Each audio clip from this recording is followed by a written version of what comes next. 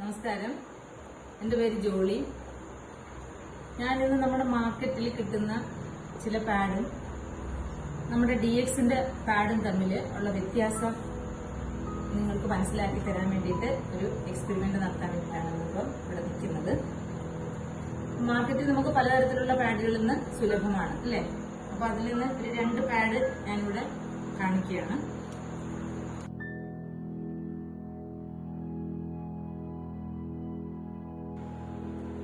ഇത് നമ്മുടെ DXന്റെ പാഡാണ്.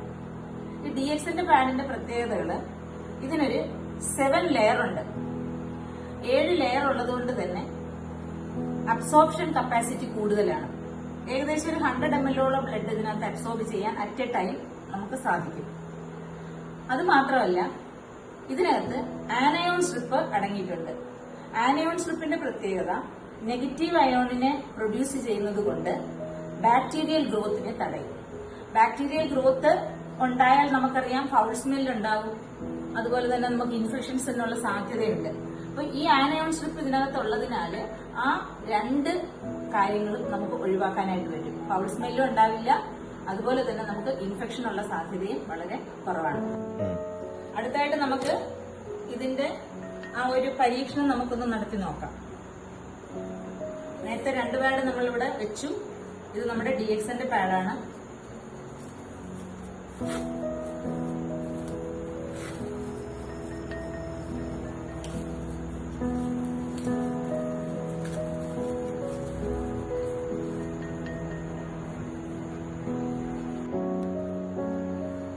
ഇതാണ് ആനയോൺ സ്ട്രിപ്പ്. നമുക്ക് പാഡ് എടുത്ത് നോക്കുമ്പോൾ തന്നെ നമുക്ക് ആ സ്ട്രിപ്പ് നമുക്ക് കാണാനായിട്ട് കഴിയും. ഇതാണ് നെഗറ്റീവ് അയോൺ പ്രൊഡ്യൂസ് ചെയ്യുന്നത്.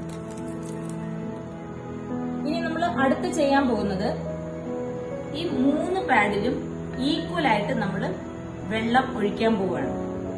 ഒരു മെഷറിംഗ് കപ്പുണ്ട്. ഒരു 30 ml ലിക്വിഡ് നമുക്ക് ഇതിനകത്ത് ഒഴിക്കാം ഓരോന്നിലും.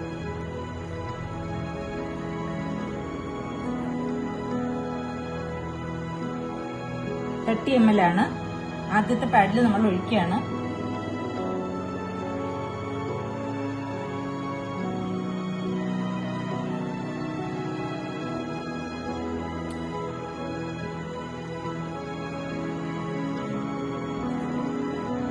അടുത്തത് 2ാമത്തെ പാഡിൽ ഒഴിക്കുന്നു.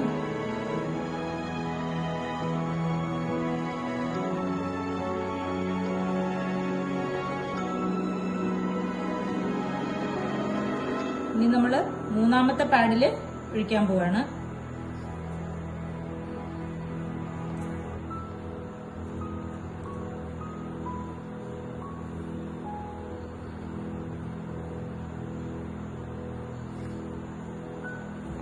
മൂന്ന് പാഡിലും നമ്മള് ഒരേ അളവില് വെള്ളം നമ്മൾ ഒഴിച്ചിട്ടുണ്ട്. ഇനി അത് ഒരു അബ്സോർപ്ഷൻ ഒരു ശകല സമയം നമ്മൾ കൊടുക്കണം. അതിനുശേഷം നമുക്ക് ബ്ലോട്ടിംഗ് പേപ്പർ വെച്ചിട്ട് ഇതിനകത്തുനിന്ന് എത്രത്തോളം ആ പേപ്പറിൽ നമുക്ക് വെള്ളം വരുന്നു എന്ന് നമുക്ക് നോക്കാം.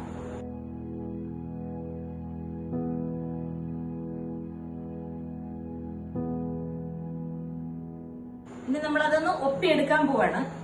ആദ്യം നമ്മൾ ഒഴിച്ച ഇതില് പതിയെ മാത്രമാണ് ഞാൻ പേപ്പർ വെക്കുന്നത്. കണ്ടോ, ആ പേപ്പറിൽ അത് വെള്ളം വന്നിട്ടുണ്ട്. ഇനി 2ാമത്തേതില് അതേപോലെ തന്നെ പതുക്കെ നമ്മൾ വെച്ചു. കണ്ടല്ലോ. ഇനി 3ാമത്തെ പാഡില് അതിലും അതുപോലെ തന്നെ നമ്മൾ വെച്ചു. കണ്ടോ, ഇതിനകത്തൊരു ശകലം പോലും വെള്ളം ഈ പേപ്പറിൽ നമുക്കില്ല. അതാണ് നിങ്ങളോട് ഞാൻ ആദ്യം പറഞ്ഞത്, ക്വിക്ക് അബ്സോർപ്ഷൻ ആണ്. നമ്മുടെ സ്കിന്നുമായിട്ട് കോണ്ടാക്ട് വരുന്ന ഈ ഒരു ഫസ്റ്റ് ലെയർ പെട്ടെന്ന് ഡ്രൈ ആവും. അപ്പൊ നമുക്ക് നല്ലൊരു ഫീലിംഗ്, ആ ഉപയോഗിക്കുന്ന വ്യക്തിക്ക് ഒരു വെറ്റ് ഫീലിംഗ് ഒരിക്കലും തോന്നില്ല. അത്രയ്ക്ക് പെർഫെക്റ്റ് ആണ് ഇതിന്റെ ഫസ്റ്റ് ലെയർ. അപ്പം ആ ഒരു പരീക്ഷണത്തിൽ നിങ്ങൾക്കിത് മനസ്സിലായല്ലോ. അത് 3. ഇനി അടുത്തതായിട്ട് ഇനി നമ്മൾ ചെയ്യാൻ പോകുന്നത്, നമുക്ക് പാഡിലേക്ക് ബ്ലഡ് അബ്സോർബ് ചെയ്ത് കഴിയുമ്പോൾ അതിന്റെ എമൗണ്ട് കൂടുമ്പോൾ അത് ഒരു ഓവർഫ്ലോ, ലീക്കേജ് കാണിക്കുമല്ലോ.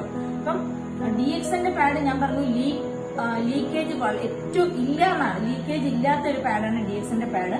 മറ്റു പാഡുകൾ എങ്ങനെയാണെന്ന് നമുക്ക് നോക്കാം. ആദ്യം നമുക്ക് ഈ പാഡ് തന്നെ എടുക്കാം. ഓവറായിട്ട് നമുക്ക് ഇതിനകത്ത് ബ്ലഡ് കളക്ട് ചെയ്ത് കഴിയുമ്പോൾ പുറത്തേക്ക് വരാൻ സാധ്യതയുണ്ടല്ലോ. അങ്ങനെ ഉണ്ടെങ്കിൽ നമുക്ക് ഇത് പിഴിയുമ്പോൾ നമുക്ക് ഇതിനകത്ത് വെള്ളം വരും. ഉണ്ടാവും. ഇത് ലീക്കേജ് വരും എന്നുള്ളതിന് തെളിവാണ്. ഇനി രണ്ടാമത്തെ പാഡ്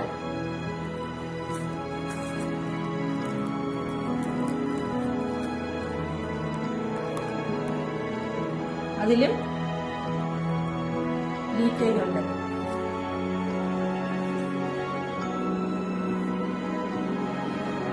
ഇനി ഇത് മൂന്നാമത്തെ പാഡ് DXന്റെ നമ്മുടെ പാഡാണ്.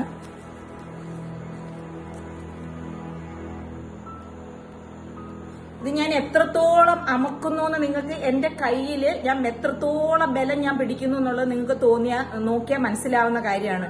ഞാൻ ഇത്രയും അമക്കിയിട്ടും ഒരു തുള്ളി പോലും ഇതിനകത്തുനിന്ന് പുറത്തേക്ക് വന്നിട്ടില്ല വെള്ളം. ഞാൻ നല്ലതുപോലെ സ്ക്വീസ് ചെയ്ത് പിഴിയാണ്. എന്നിട്ട് ഒരു തുള്ളി പോലും വെള്ളം വരുന്നുണ്ടോ നിങ്ങൾ നോക്കിക്കോളൂ.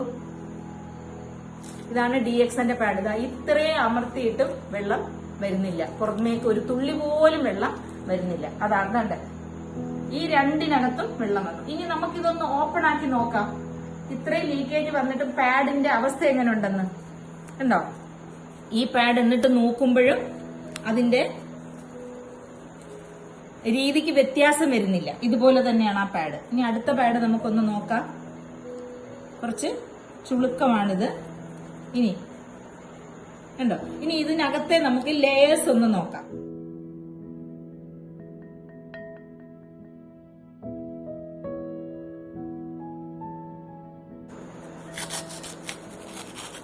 ഈ ലെയർ കഴിഞ്ഞിട്ട് ഇതിനകത്ത് കോട്ടൺ ആണുള്ളത്.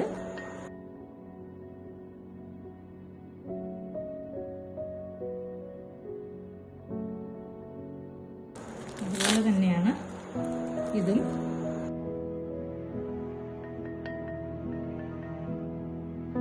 DXന്റെ പാഡ്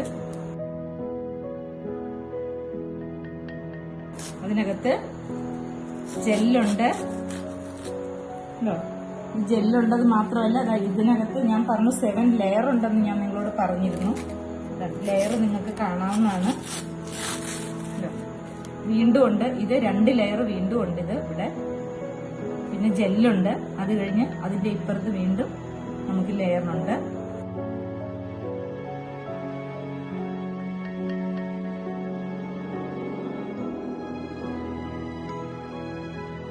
ഇതും 2-3 ലെയറാണ് ഇവിടെയും കാണുന്നത്. ഞാനത് എടുക്കുന്നേ ഉള്ളൂ. അതിനകത്താണ് ഏറ്റവും പുറമേ ഉള്ള പാളിയിലാണ് നമ്മുടെ അണിയൻ സ്ട്രിപ്പ് ഇരിക്കുന്നത്, ഏറ്റവും ടോപ്പിലുള്ളത്. ഇതാണ് DXന്റെ പാഡ്.